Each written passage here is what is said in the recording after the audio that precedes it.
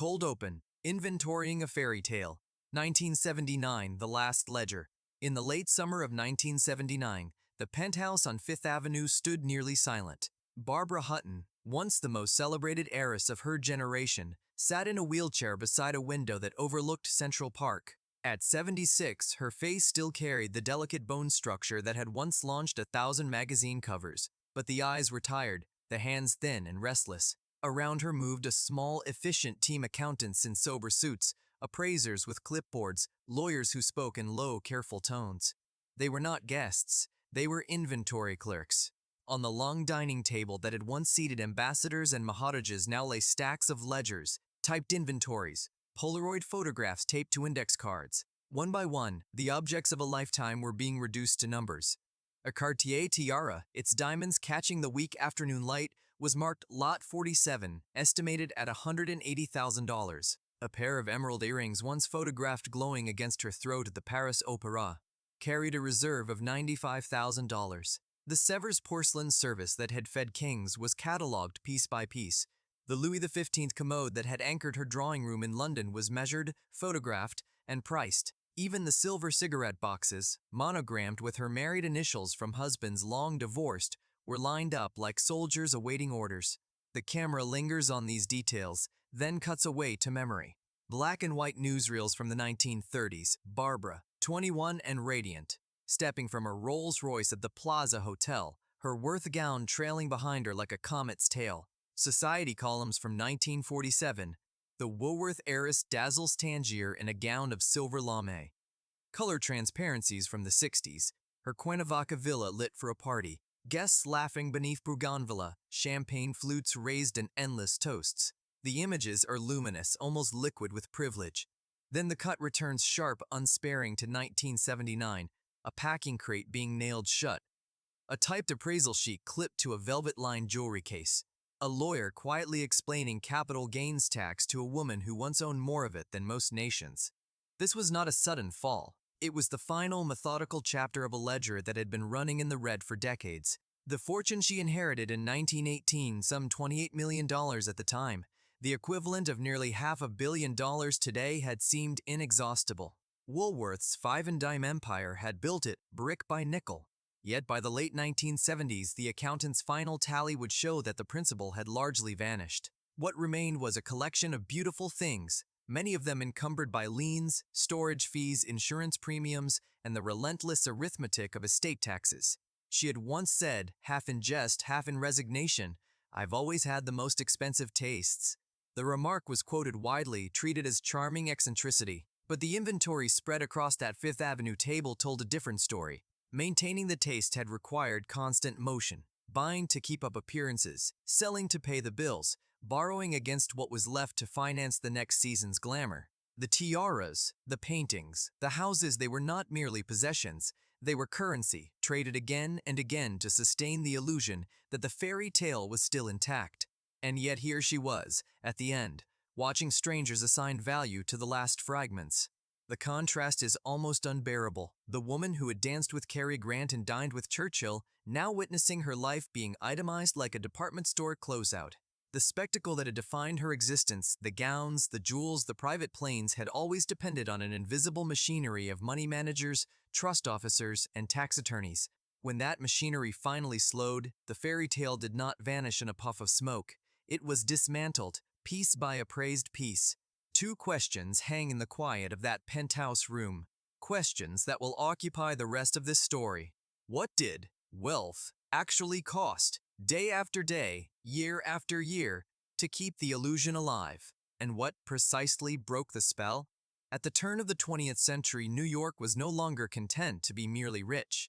It wanted to be recognized as aristocratic. The city's new titans, men who had built fortunes in steel, oil, railroads, and, in one remarkable case, five-and-dime stores, were no longer satisfied with brownstone townhouses on Fifth Avenue or summer cottages in Newport. They hungered for something more permanent, something that whispered of lineage rather than ledgers.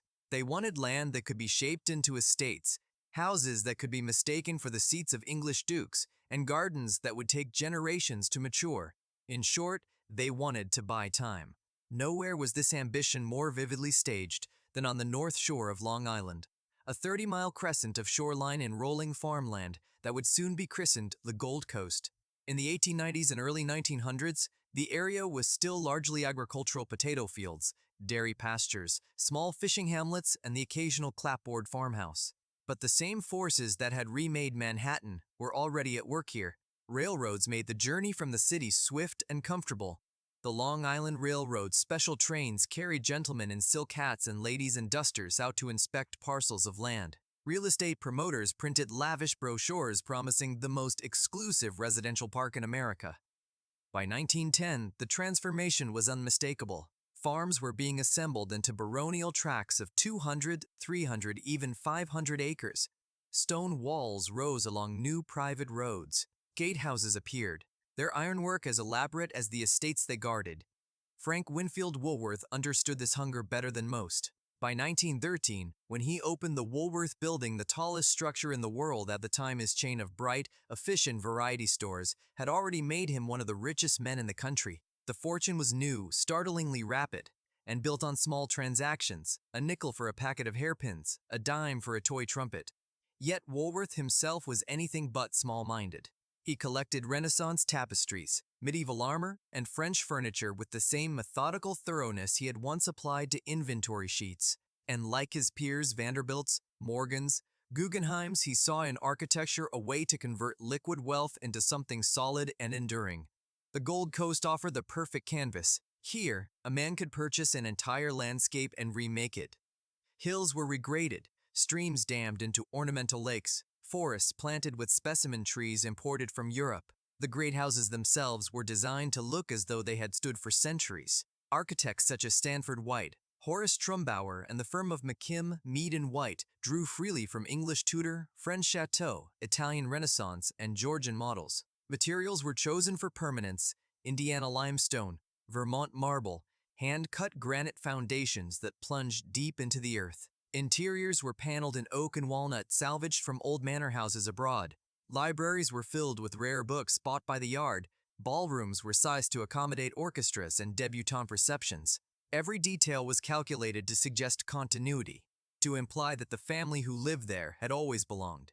Yet beneath this careful illusion of permanence lay a profound contrast. The money that built these places had been made at breathtaking speed. Woolworth's empire grew from a single store in Utica in 1879 to more than 1,000 by 1913.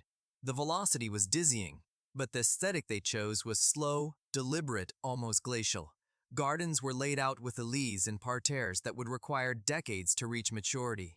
Edges were planted to be clipped into perfection over generations. The houses themselves were designed to age gracefully, their stones softening under ivy, their roofs settling into patina.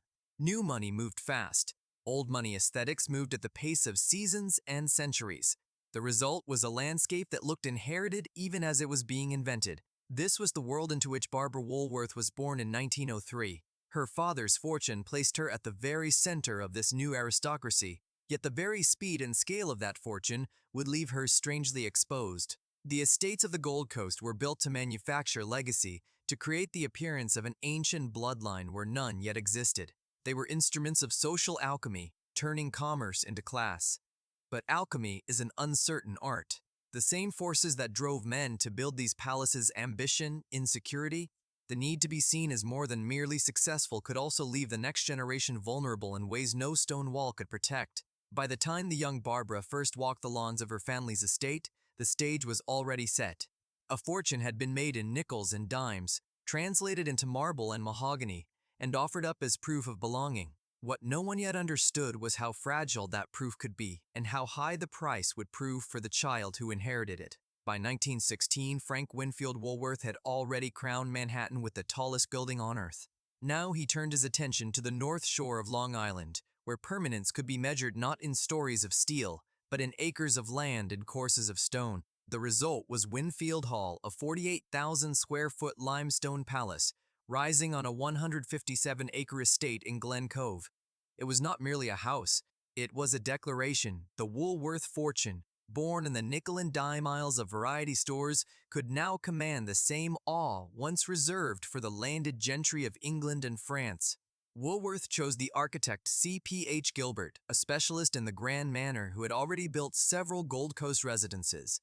Gilbert's brief was clear: create a residence that would look as though it had stood since the time of the Tudors or the Medicis, yet incorporate every modern convenience the 20th century could offer.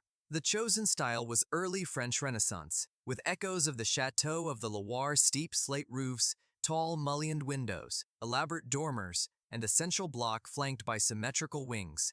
The facade was faced in Indiana limestone, pale and finely jointed, quarried and cut to precise dimensions, then shipped by rail to Long Island. Behind the stone lay a reinforced concrete frame, hidden but essential to carry the weight of the massive roof and the marble staircases within. Construction began in 1916 and continued through the war years, employing hundreds of masons, carpenters, plasterers, and laborers. The Great Hall, 60 feet long, 36 feet high, was paneled in English oak, its beams hand-carved with strapwork and grotesques. The ballroom, nearly as large, was floored in polished parquet and lit by chandeliers of rock crystal and gilt bronze. Woolworth imported entire rooms from Europe, a Louis XV salon dismantled in Paris, its boiserie crated and reassembled piece by piece. A Flemish tapestry suite purchased at auction in London and hung on silk-lined walls. Marble mantels were carved in Carrara. The dining room ceiling was painted to imitate sky and clouds, a conceit borrowed from Italian villas. Every surface that could be gilded, lacquered, or inlaid was treated accordingly. Yet the true scale of Winfield Hall lay not in its public rooms but in the systems that made those rooms possible. The house was heated by a coal-fired plant in a separate building 300 feet away, its boilers feeding a network of steam pipes that ran beneath the lawns in insulated tunnels. Electricity came from a private generating plant. Ice was manufactured on-site in a refrigeration building. A dozen greenhouses supplied orchids and exotic fruits year-round. The stables accommodated 30 horses. The garage was built for 12 automobiles, with turntables and hydraulic lifts. Service corridors narrow, plain, lit by bare bulbs ran parallel to the grand corridors, allowing maids, footmen, and butlers to move invisibly through the house. Dumbwaiters carried trays from the basement kitchens to the pantries on the main floor. Laundry was washed, starched, and ironed in a separate wing equipped with commercial-grade machinery. This was the poetry of the front of house and the engineering of the back. The visible splendor of silk draperies and crystal sconces depended entirely on the invisible machinery of coal, steam, electricity, and human labor. A staff of 40 indoors plus another 20 in the gardens, greenhouses, and stables kept the illusion intact. Maids rose at dawn to lay fires in 30 fireplaces. Footmen polished silver services that weighed hundreds of pounds. Gardeners clipped boxwood parters and raked gravel drives by hand. The annual operating cost, even in the late 1910s, approached $100,000, roughly $2 million today, before one considered taxes, insurance, or the constant repairs required by a house built on such a scale. Woolworth himself described the project with characteristic directness: "I want a house that will last forever." He meant it literally. The foundations were sunk 30 feet into the earth. The walls were 2 feet thick. The roof slates were hand-split and graded to shed water for centuries. Yet permanence in stone is one thing. Permanence in happiness is another. Winfield Hall was designed to project security, lineage, and social invulnerability. It was a business plan translated into architecture. Invest heavily in symbols of established wealth, and the world will grant you the status they represent. The house succeeded brilliantly at its purpose, until one remembers that it was built for a family whose private life had already begun to fracture. Frank Woolworth died in 1919, just 3 years after Winfield Hall was completed. His daughter Barbara, born in 1903, had grown up in the shadow of its rising walls.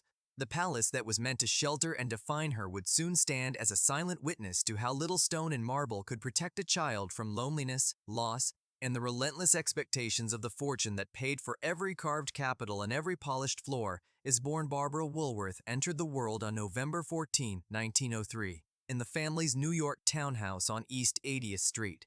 But it was Winfield Hall that would become the true theater of her childhood. By the time the great house was finished in 1917, she was already 14, old enough to remember the scaffolding and the dust, young enough to feel the completed palace as a sudden, overwhelming fact. The estate sprawled across 157 acres of lawns, woods, and shoreline, its limestone facade rising like a chateau transported from the War. Inside, the scale was almost incomprehensible to a child. 60-foot ceilings, marble staircases that curved like rivers, corridors long enough to lose oneself in. Yet for Barbara, the most vivid memories were not of grandeur, but of absence. Her private world occupied the third floor's nursery wing, a self-contained domain of pale yellow walls, white-painted furniture, and tall windows that looked down on the formal gardens. The suite included her bedroom, a day room for lessons, a bathroom lined in imported tiles, and connecting rooms for the governess and the nursemaid. Meals arrived on silver trays carried up the back stairs by footmen who never spoke unless spoken to. Play was supervised and scheduled, French at 9, piano at 10:30, riding in the ring at 2, deportment and elocution in the late afternoon. The tutors were excellent Oxford men for history and mathematics, Parisian women for language and manners, but they were employees, not family. Affection came with a salary and a timetable. The household ran on precision. A bell system wired to every room summoned staff to the exact point of need. Maids in black dresses and white aprons appeared and vanished through service doors. Gardeners kept the lawns striped as perfectly as a billiard table. Barbara's days were choreographed to project the image of a perfectly raised heiress, starched pinafores for morning lessons, silk frocks for afternoon teas on the terrace, velvet dresses for the rare evenings when her father entertained. She was dressed, coached, and displayed much as the house itself was maintained beautifully, meticulously, and at considerable cost. Yet the very efficiency of the arrangement created distance. Servants were polite but formal. Her father, when he was present, was kind but preoccupied. Frank Woolworth had built Winfield Hall to prove permanence, but permanence does not automatically breed closeness. Then came the first fracture. In 1917, Barbara's mother, Edna Woolworth, died suddenly at 35. The official cause was chronic nephritis, though rumors swirled of suicide or a broken heart. Edna had been a quiet, beautiful woman, often overshadowed by her husband's ambition and the relentless publicity that surrounded the family. Her death left Barbara, then 13, without the one person who had offered uncomplicated warmth. The funeral was private, but the aftermath echoed through every room of the enormous house. Winfield Hall had been designed for receptions, balls, and weekend house party spaces meant to fill with laughter and music. Instead, grief moved through the corridors like a cold draft. Frank Woolworth withdrew further into his collections and his business. Barbara was left with governesses who could teach French conjugations, but not how to mourn. The contrast was stark, a palace built to accommodate hundreds, and a girl who felt alone in it. She wandered the long galleries lined with tapestries and portraits, past marble statues that stared back without recognition. The ballroom, with its crystal chandeliers and gilt mirrors, stood empty most nights. The library, where shelves rose 2 stories high, offered thousands of books but no one to share them with. Even the garden's acres of rose parterres, lily pools, and clipped yew seemed to belong to someone else's story. Barbara later recalled sitting on the marble steps of the great hall, listening to the clock tick in the silence, wondering why so much space could feel so small. The servants noticed. Maids whispered about the poor little rich girl, a phrase that would follow her for decades. They saw a child who was never allowed to be ordinary. No scraped knees from climbing trees. No impromptu games in the stables. No unmonitored friendships. Everything was managed, polished, protected except the interior life. Money surrounded her like a moat, keeping others at a distance while simultaneously becoming the only constant she could trust. When loneliness pressed hardest, she could be given a new doll, a new pony, a new dress. These things arrived promptly, beautifully wrapped, and without argument. They were comfort objects, yes, but also performances, proof to the world and to herself that she was cherished, even if the cherishing felt transactional. By the time she reached young womanhood, the pattern was set. Money would become both refuge and stage. She would spend lavishly not merely for pleasure, but to fill the silence that Winfield Hall had taught her so early. The house her father built to manufacture legacy had instead manufactured a kind of solitude, one that no amount of marble or silk could cover. And yet the child who once sat alone on those grand steps would carry that lesson forward, turning expenditure into a language of love, security, and defiance. When Frank Winfield Woolworth died on May 8, 1919, at the age of 66, He left behind an estate valued at approximately $65 million, equivalent to more than $1.1 billion in today's dollars. On paper, it was one of the largest fortunes ever bequeathed to a single young woman. Barbara, then 15, stood to inherit the bulk of it, yet the reality was far more intricate and far more restricted than any headline suggested. The fortune did not arrive as a vault of cash or a single check. It arrived as a carefully engineered machine of trusts, trustees, legal documents, and timed disbursements, a system designed to protect the heir as much from herself as from the world outside. Woolworth had spent years planning this architecture. He had watched too many contemporaries see their children squander inheritances, and he had no intention of allowing the same fate to befall his only daughter. The will, executed through a series of interlocking trusts, placed the principal under the control of 3 trustees: his widow Jessie, his brother Charles, and a trusted banker from the Guarantee Trust Company. Barbara received no outright ownership of the corpus during her minority. Instead, she was granted an annual allowance modest by the standards of her social circle, yet generous by any other measure. In 1919, this amounted to roughly $250,000 a year for living expenses, education, and personal needs, with additional sums approved for travel, clothing, and the maintenance of Winfield Hall. The structure grew more generous with age. At 21, in November 1924, Barbara would receive a substantial portion of the income generated by the principal, typically half the net earnings of the trusts, while the capital itself remained locked away. Full control of her share was deferred until age 30, and even then, certain irrevocable trusts continued to shield portions of the estate from direct access. The trustees had broad discretion to approve or deny expenditures beyond the allowance, a safeguard meant to deter extravagance and shield her from fortune hunters. Taxes added another layer of restraint. The federal estate tax, introduced in 1916 and strengthened after the war, claimed a significant portion of the gross estate before any distribution. New York state inheritance taxes took another bite. The trustees paid these out of principal, reducing the amount ultimately available to Barbara. This was the Roaring Twenties, a decade when wealth seemed infinite and publicity insatiable. Newspapers and magazines ran endless stories about debutantes, their gowns, their parties, their rumored dowries. The public fascination with heiresses reached fever pitch. Gloria Vanderbilt, Doris Duke, Barbara Hutton, their names became shorthand for limitless possibility. Yet for Barbara, the headlines clashed sharply with the daily reality.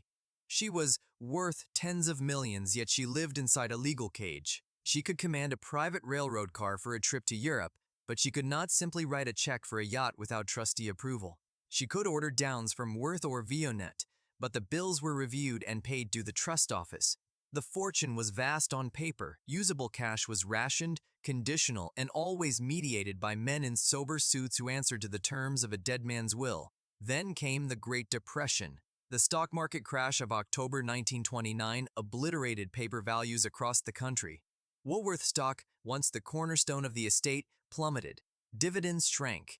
Real estate holdings, Winfield Hall among them, lost value as property taxes remained stubbornly high and maintenance costs refused to shrink. The trustees, bound by fiduciary duty, became even more conservative. Income distributions tightened. Barbara's allowance, though still princely compared to most Americans, felt increasingly inadequate against the backdrop of her social world, where every debutante ball, every Riviera season, every Paris wardrobe demanded fresh capital. The contrast was painful. She was publicly celebrated as one of the richest women alive, yet privately she navigated a maze of restrictions, market losses, and estate overhead that eroded the fortune faster than she could spend it. By the time she turned 21, the machinery had done its work. It had protected the principal from youthful impulse and predatory suitors. It had preserved a legacy that might otherwise have vanished in a single generation. But it had also taught Barbara a subtle, enduring lesson.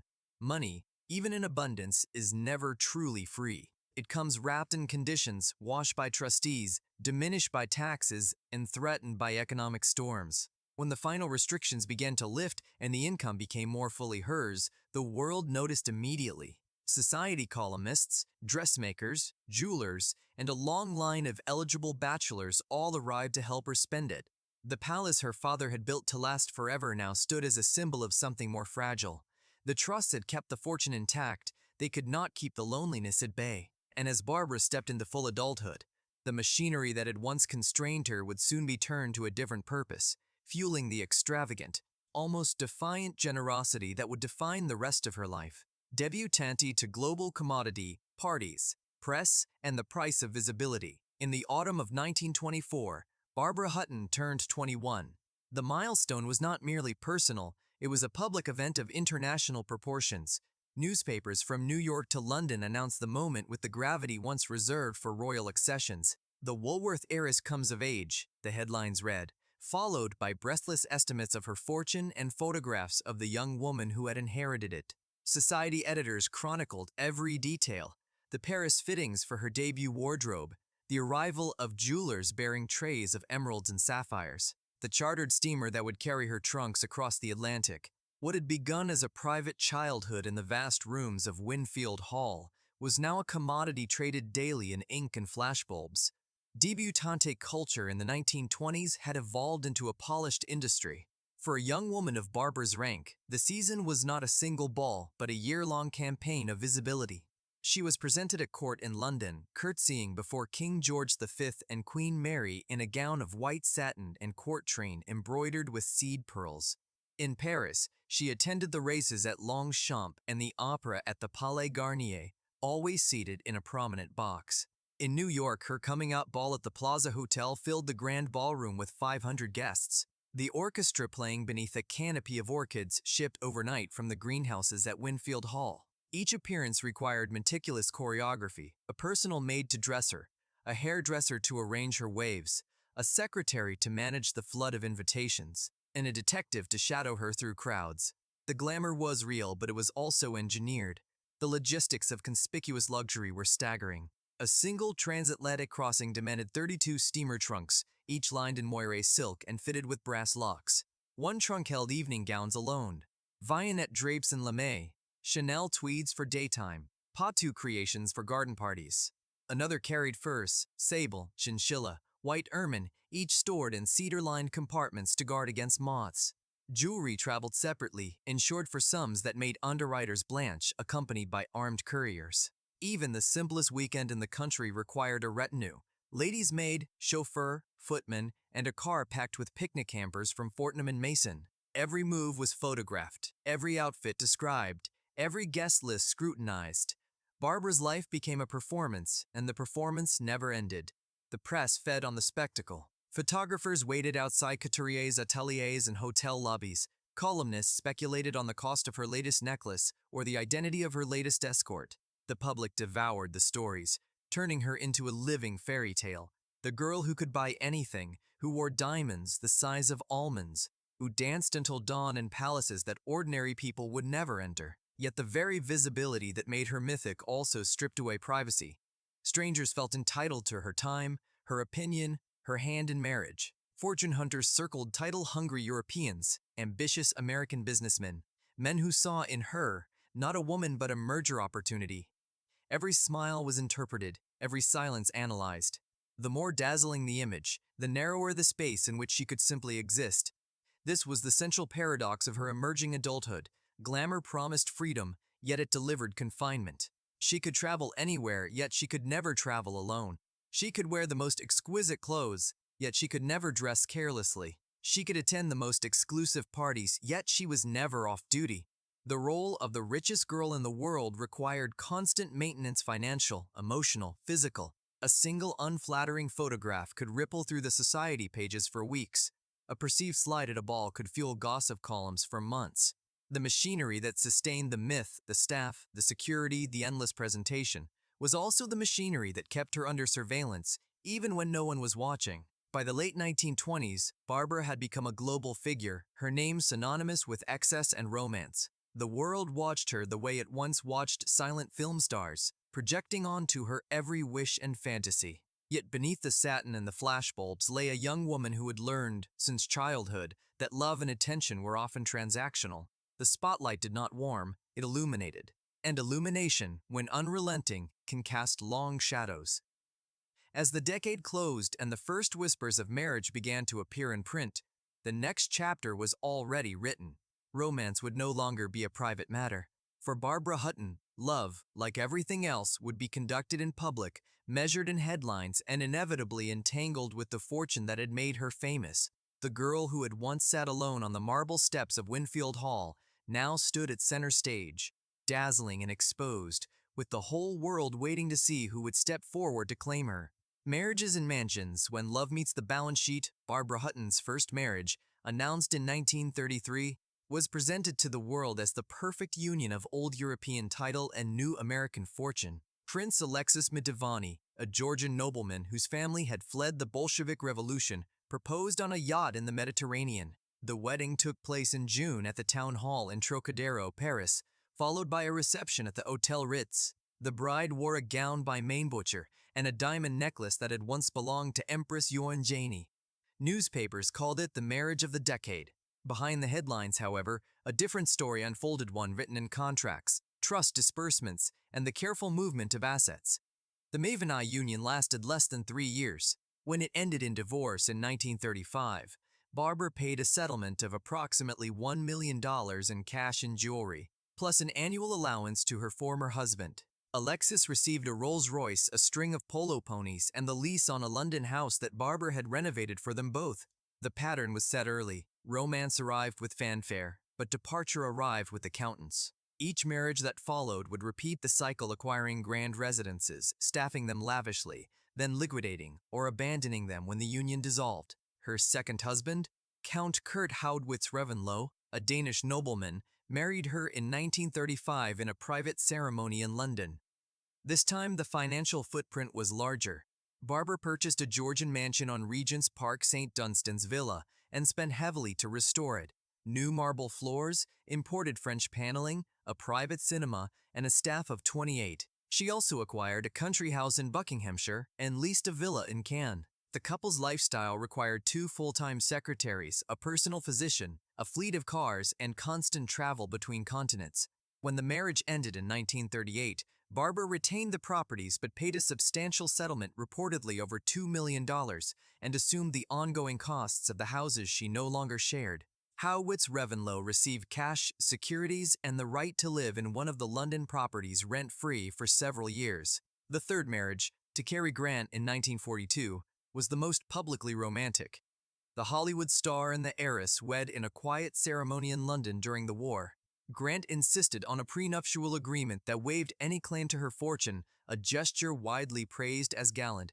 Yet the union still reshaped her domestic landscape. They lived first in a rented house in Beverly Hills, then moved to a larger estate Barbara purchased in Pacific Palisades. The house was staffed with a butler, 2 maids, a cook, a gardener, and a chauffeur. The monthly running cost exceeded $15,000 even in wartime dollars. When the marriage ended in 1945, Grant left with no financial claim, but Barbara sold the California property at a loss and returned to New York and Europe, carrying the burden of properties that had been acquired in the name of shared life. Subsequent marriages followed the same arc. In 1955, she wed Baron Gottfried von Krom, the German tennis champion, in a ceremony in Peru. They acquired a hacienda in Cuernavaca, Mexico, complete with tiled courtyards, fountains, and a stable of Arabian horses, along with a leased apartment in Paris. The staff numbered over 30 when the couple entertained. The marriage lasted 4 years. The settlement included gifts of jewelry and cash, while Barbara retained ownership of the Mexican estate, which she later sold to cover mounting debts. The fifth husband, Raymond Down, Prince of Annam, brought a brief foray into Asian properties. They lived in Tangier, where Barbara had already owned a palace since the 1940s, the Sidi Hosni residence, a white-walled compound with gardens that descended to the sea. Renovations included a private hammam, a library of rare manuscripts, and a staff of Moroccan retainers in traditional dress. The marriage ended in 1956. The palace remained hers, but its upkeep, servants, gardeners, security continued to drain resources even when she was absent for years. The final marriage, to Raymond Don's successor in name, only Vietnamese businessman Raymond Don, was the briefest, dissolving almost immediately in 1957. By then, the pattern was unmistakable. Each husband entered her life amid headlines of fairy tale romance. Each exit was negotiated in law offices, with prenuptial agreements, postnuptial settlements, trust amendments, and tax considerations. The public saw photographs of ball gowns and private jets. The balance sheet recorded deeds transferred, mortgages assumed, renovation invoices paid, and annual overheads that never paused. The contrast was profound.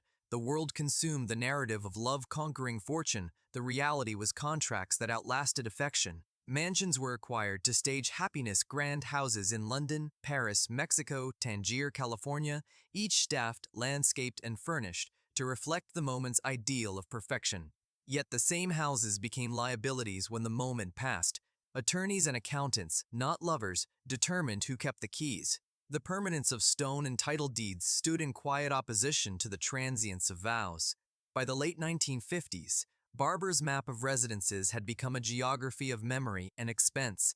The palaces she had bought or built with each husband remained scattered across continents, each demanding taxes, insurance, repairs, and the salaries of caretakers who kept the gates closed and the fountains running. The fairy tale narrative had long since faded from the headlines, but the houses endured silent, costly, and increasingly solitary. They marked not only the chapters of her marriages, but the widening distance between the woman and the fortune that had once seemed to promise everything. A portfolio of palaces, Paris, London, Tangier, and the hidden operating costs. By the 1940s and 1950s, Barbara Hutton had transformed the geography of her life into a constellation of residences that spanned continents. Each property was chosen not merely for shelter, but for the promise of a new chapter, a fresh identity, a place where the weight of the past might lift. Paris offered elegance and discretion, London the cachet of established society, Tangier the exotic freedom of a city that belonged to no single nation. These were not vacation homes, they were stages for reinvention, each one a carefully curated environment meant to reflect and perhaps even reshape the woman who walked through its doors. In Paris, she acquired a grand hôtel particulier on the Avenue de la Faisanderie in the 16th arrondissement. A late 19th century townhouse faced in pale stone with wrought iron balconies and tall windows that flooded the rooms with northern light. The interiors were a study in refined opulence, Louis XVI paneling painted in soft gray blues, Savonnerie carpets underfoot, baccarat chandeliers casting prisms across silk-upholstered walls. She filled the salons with 18th century French furniture she had collected since her 20s, bergères by Georges Jacob, commodes stamped by Jean-Henri Reasoner, and hung her growing collection of Impressionist paintings on the silk damask walls. The house promised continuity with the great salons of the past, a place where she could entertain intellectuals, artists, and royalty as though she had been born to it. London brought a different tone. After her marriage to Count Haugwitz Reventlow, she had restored St. Saft, Dunstan's villa on the edge of Regent's Park, a neoclassical mansion of honey-colored brick with pedimented windows and a porte-cochere wide enough for 2 carriages. Later she leased or purchased other properties in Mayfair and Kensington, favoring houses with high ceilings, atom fireplaces, and gardens that offered rare privacy in the city.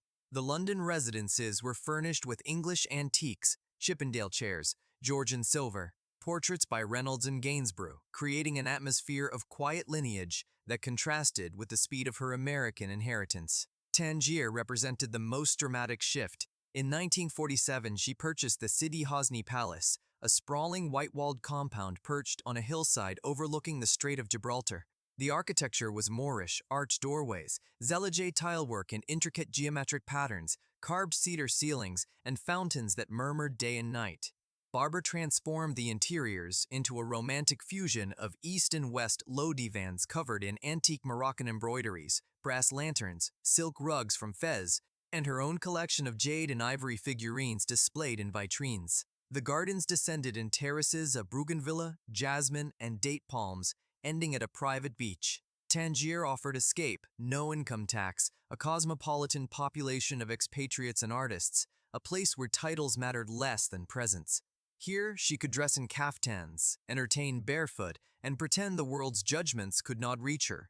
Yet the postcard serenity of these houses concealed a relentless reality. Luxury at this scale never paused. Each property required a permanent staff even when Barbara was absent for months or years. In Paris, a concierge, 2 maids, a cook, a gardener, and a night watchman kept the house heated, the silver polished, the linens aired.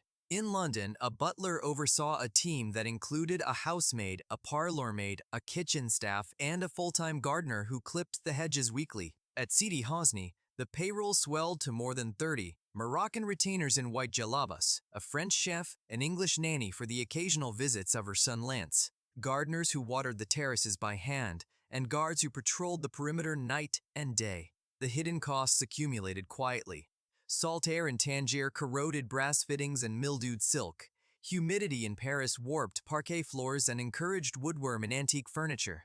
London's damp winters demanded constant coal fires and dehumidifiers to protect the paintings. Repairs were never minor. A leaking roof in Tangier could ruin a room full of embroidered hangings. A burst pipe in Paris could flood a salon lined with rare boiserie. Customs duties on imported furniture, art, and even personal effects were punitive when crossing borders.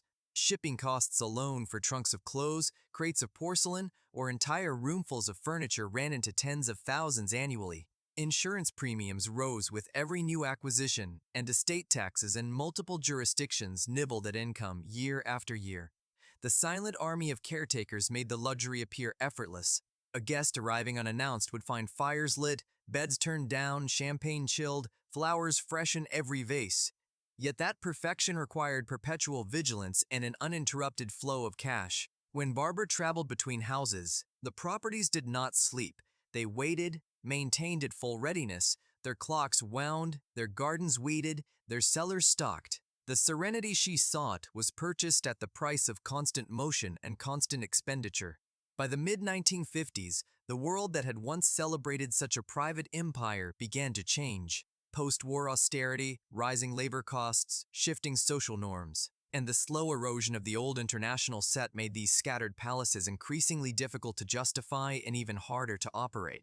The houses that had promised reinvention now stood as quiet reminders of a style of living that was slipping away, one where grandeur could still be sustained by money alone, and where the cost of beauty remained hidden behind closed gates. Mid-century reality check, war, security, and the changing meaning of wealth.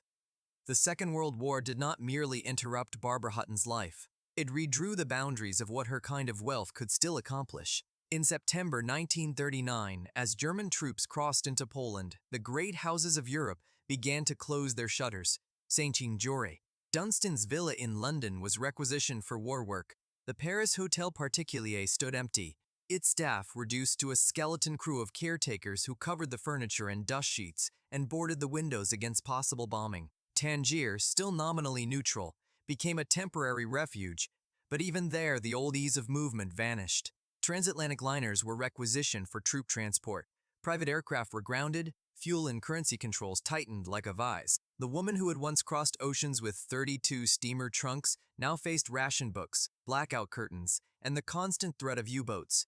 Post-war austerity lingered long after the armistice. In Britain, the Labour government imposed steep taxes on unearned income and introduced capital levies that struck directly at inherited fortunes. France nationalized key industries and raised inheritance duties.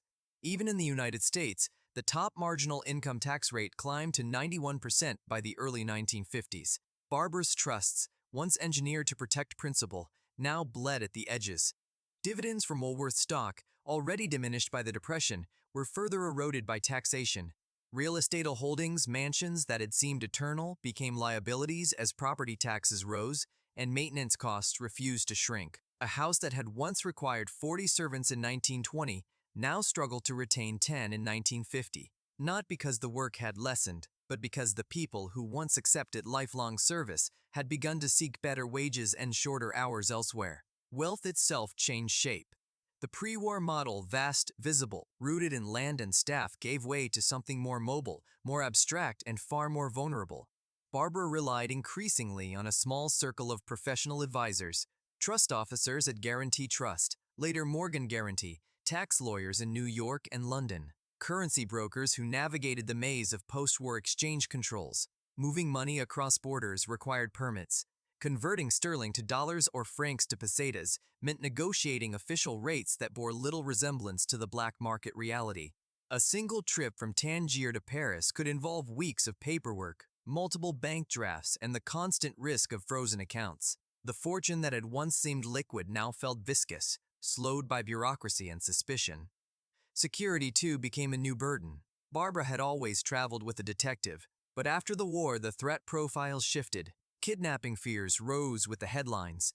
Political instability in North Africa made Tangier's hilltop palace feel exposed rather than romantic. She installed alarms, hired additional guards, and traveled with a larger entourage less for show than for safety. Yet visibility remained her greatest vulnerability. The woman once celebrated as the richest girl in the world was now a target. Photographers still staked out her hotels. Reporters still pressed for quotes about her latest husband or her latest jewel sale. Every public appearance required planning worthy of a state visit. Every private moment carried the risk of exposure.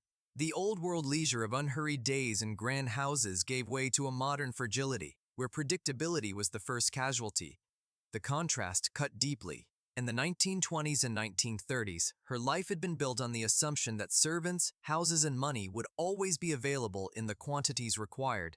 A footman appeared when a bell was rung. A mansion waited fully staffed when she decided to return. After 1945, that assumption crumbled. Labor costs rose sharply as domestic service lost its social acceptability. Younger generations refused the live-in life their parents had accepted. Gardens that had once been clipped daily now grew ragged unless expensive contractors were hired. Heating a 60-room house in post-war London became an act of extravagance when coal was rationed and electricity rates climbed. The palaces that had promised permanence now demanded constant defense against weather, decay, taxes, thieves, and the slow withdrawal of the social order that had once sustained them. For Barbara, the change was not abstract. Winfield Hall, her father's proudest creation, stood shuttered and deteriorating by the early 1950s. She sold it in 1951 to a developer who subdivided the estate. The Paris house was leased, then sold. London properties were given up one by one. Tangier City Hosni remained her last great refuge. But even there, the staff dwindled and the gardens began to run wild. The lifestyle did not shrink gracefully into something smaller and more manageable. It fractured in expensive, emotional pieces. Selling a tiara to cover taxes felt like amputation. Closing a house felt like abandoning a memory. Each decision carried grief because the houses had never been mere assets. They had been stages for reinvention, shelters from loneliness, proofs of belonging.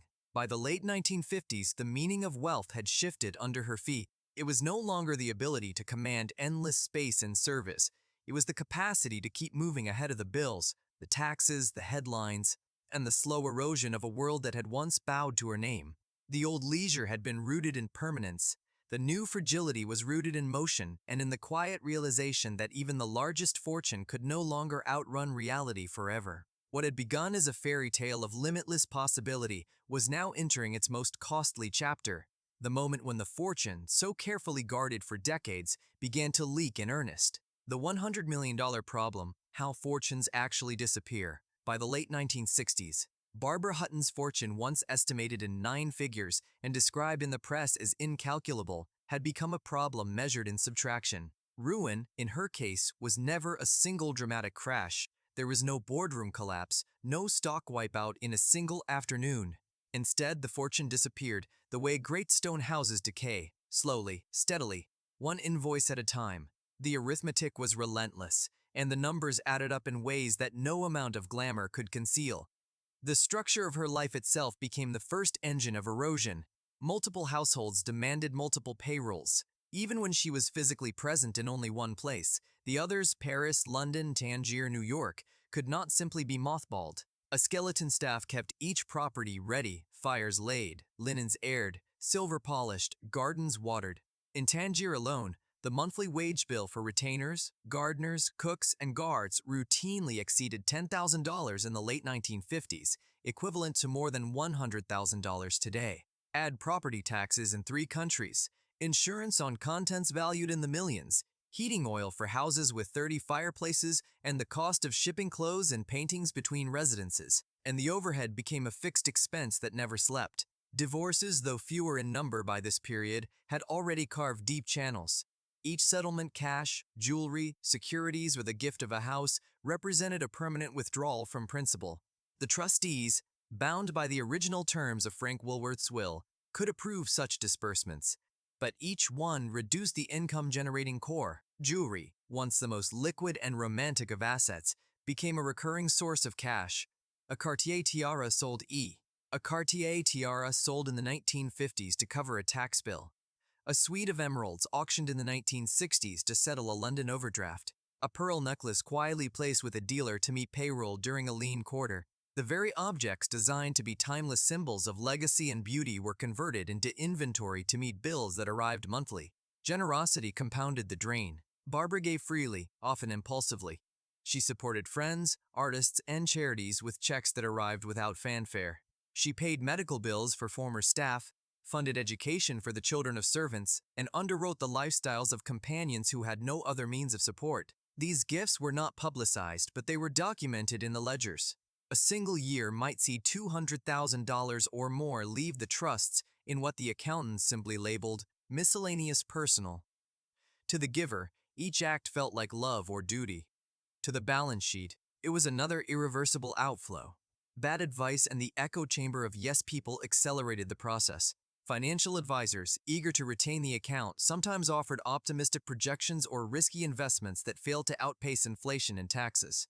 Inner circle companions, secretaries. Companions, distant relations rarely contradicted her decisions to spend.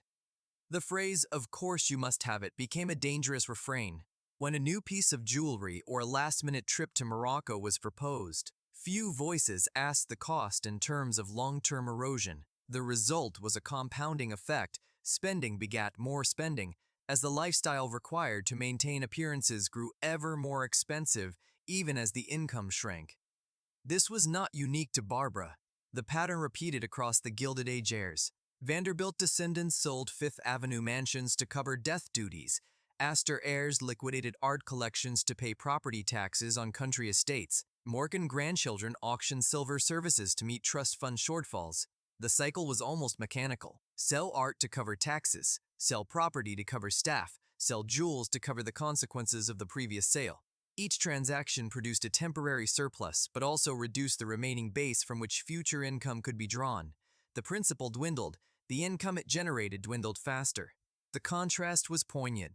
Objects meant to endure forever, marble statues, Renaissance tapestries, diamond parures were transformed into fleeting liquidity. Legacy, carefully assembled over decades, became a catalog of lots waiting for the auctioneer's gavel.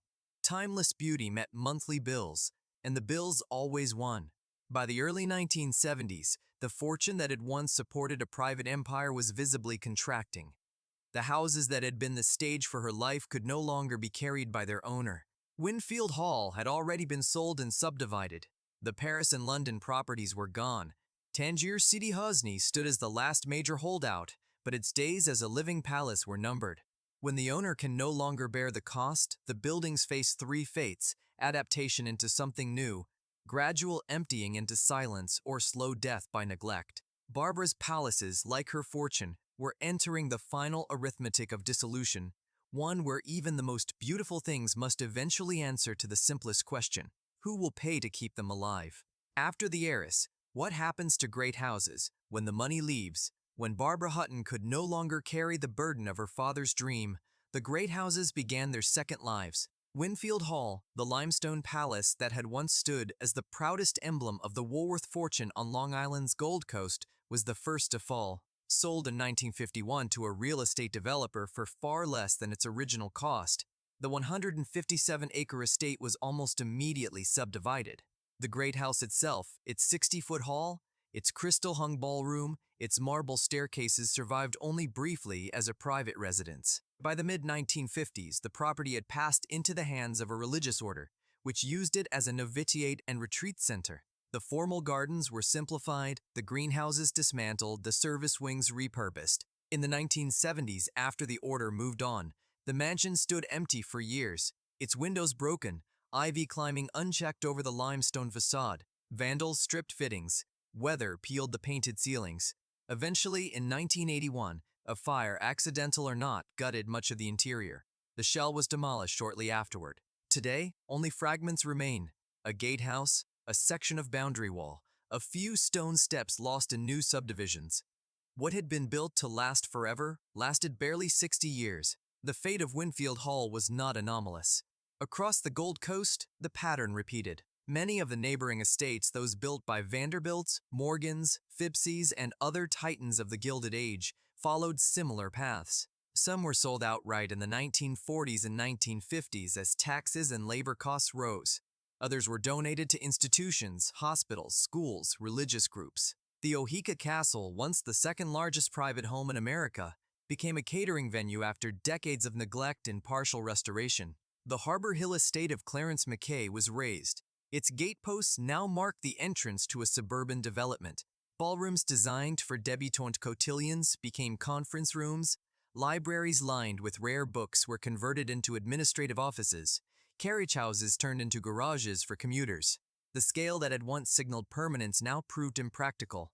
A private family of 4 or 6 could not justify the expense of heating 30 rooms or maintaining acres of formal parterres. Modern zoning and building codes added further pressure, fire safety requirements, accessibility standards, and updated electrical systems demanded costly retrofits that few new owners were willing or able to undertake. Preservation, when it occurred, was the exception. The reasons were starkly practical. Deferred maintenance accumulated quickly once staff numbers fell. A leaking slate roof or clogged gutter could lead to water damage that ruined plasterwork and wood paneling in a single season. Insurance companies grew wary of insuring such large, unoccupied structures, driving premiums higher. Staffing, once solved by a ready pool of domestic servants, became nearly impossible as the profession all but vanished. A single full-time caretaker could not keep up with the demands of a 60-room house. Hiring specialized restorers for stonework or historic finishes was prohibitively expensive, and the market itself had changed. The sprawling footprint of a Gold Coast mansion no longer matched the desires of most buyers, who preferred smaller, lower-maintenance homes with modern amenities. The mismatch between the private dream of an earlier era and the realities of contemporary life turned many of these palaces into liabilities rather than assets. Yet in the best cases, the buildings found a measured afterlife. Some became event spaces, wedding venues, corporate retreats where the grandeur of marble halls and crystal chandeliers could still be rented by the hour. Others were preserved as house museums or cultural centers, their rooms restored with public funds or private philanthropy. The contrast is almost elegiac. What had been intensely private became public property. The ballrooms that once echoed with exclusive laughter now opened to ticketed tours or charity galas. Gardens once clipped for a single family's pleasure now serve as public parks or botanical collections. The houses outlived their owners, their fortunes, and the social order that built them. This is the final arithmetic of great estates. Wealth is never merely possession, it is responsibility. Buildings endure beyond the people who commission them, inhabit them, or fail to sustain them. They stand as silent witnesses to the rise and fall of individual fortunes and to the larger shifts in society that determine what we choose to keep and what we allow to fade. Barbara Hutton's palaces, like so many others, did not vanish because the money disappeared overnight. They vanished because the money and the will to carry the burden eventually ran out. What remains is a lesson carved in stone. Grandeur is fragile, legacy is expensive, and even the most magnificent houses must answer in the end to someone willing to pay the price of keeping them alive. Epilogue. The lesson behind the marble stewardship, loneliness, and legacy. We return, at last, to the penthouse in the summer of 1979, where the last ledger lay open on the dining table. The tiaras had been photographed for auction catalogs, the Sevres plates wrapped in tissue, the Louis XV commode tagged for Christie's. The spectacle that had once filled ballrooms and society pages was reduced to typed inventories and penciled estimates. When the final hammer fell, the jewels were dispersed, the headlines quieted, and the myth of the richest girl in the world faded into archive clippings. What remained was quieter. A few surviving buildings, scattered deeds, faded photographs, and the long echo of human cost borne by those who served, those who loved, and the woman herself. The public remembered Barbara Hutton as a symbol of excess gowns by Mainbocher, emeralds the size of quail eggs, a life lived in 7-figure gestures. But the private memory was different. It was the memory of a child alone on marble steps in an enormous house, a young woman under constant surveillance, an aging heiress watching her possessions turned into currency to keep loneliness at bay. Grief had entered early with her mother's death and never fully left. The relentless attention that followed every dress, every marriage, every purchase dissected in print left little room for an unguarded self. She spent not merely for pleasure, but to fill silence, to purchase affection, to prove she was seen. The consumption was not only of money, it was of her own image, offered up again and again until the offering itself became the burden. For an audience drawn to architecture and history, the story carries a final, sobering lesson. Great houses are never merely possessions. They are acts of stewardship demanding not just wealth but vision, maintenance, endowments, and humility. Winfield Hall, City Hosni, the Paris Hotel Particulier, each was built to outlast its maker. Yet each proved fragile without a plan that extended beyond one lifetime. When the money recedes and the will falters, marble cannot protect itself. The ballroom's empty, the gardens run wild, the gates close. The buildings either find new purpose through adaptation and public care, or they surrender to time. Barbara Hutton's life, framed by those palaces, reminds us that legacy is not measured in square footage or auction totals. It is measured in responsibility accepted or quietly relinquished. Behind every enduring facade lies the human story of what it cost to build it, to fill it, and, in the end, to let it go. The marble endures longer than the myth, but only if someone, somewhere, still believes the effort is worth making.